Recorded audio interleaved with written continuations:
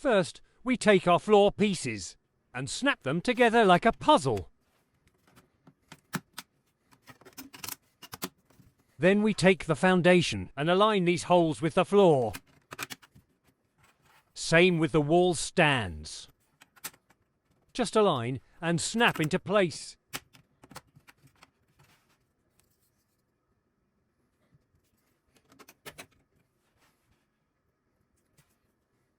Now for the belts. I've added some magnets to these holes.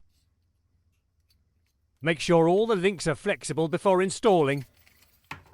Press the bearings into the big gear.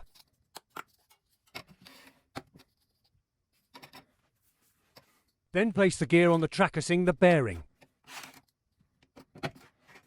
Now, lining up these studs, place the belt in the track.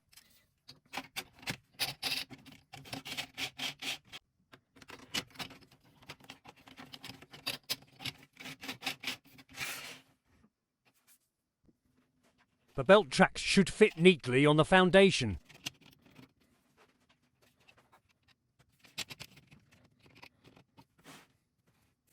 Let's grab the motor and place it in the motor mount. Then grab the shelf piece. Line up these 4 holes and add the screws. Once the first one is in, it's a lot easier to add the rest. Now grab the front strut. Place it on its side and attach it to the shelf with a screw. Push in the remaining bearings from underneath. Now for the gears, a diagram is provided on MakerWorld. Grab the first gear and attach it to the motor. Now the second gear.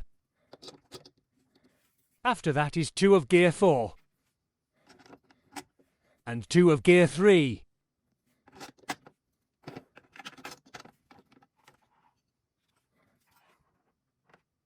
Line up the gates with the slots on the foundation.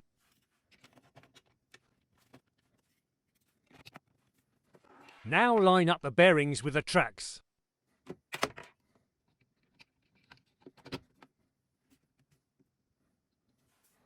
Grab the remaining gears. These have a hex-shaped hole. They should slide into place over the bearing.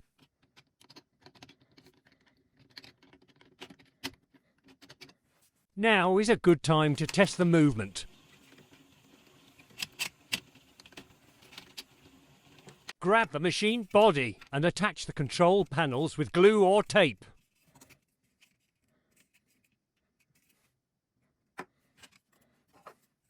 Attach the lid to the body with screws. Do the middle one first to make it easier to hold.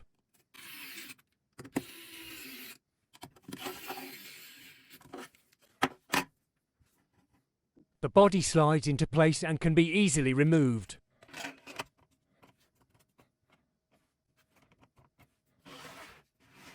You may add a screw here to keep it all together.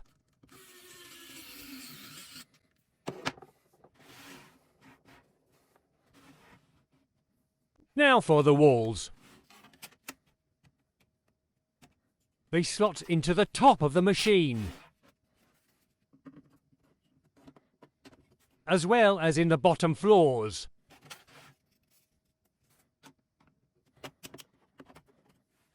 Now for the final walls. You'll need some wall clips and these stops from the file. Firmly press the E-stops into the hole on the walls. Line up the opening with the belt track and slide it over carefully into the slot. Then use one of the wall clips to secure it in place. Repeat for the other side. And use the corner clip to finish it all off.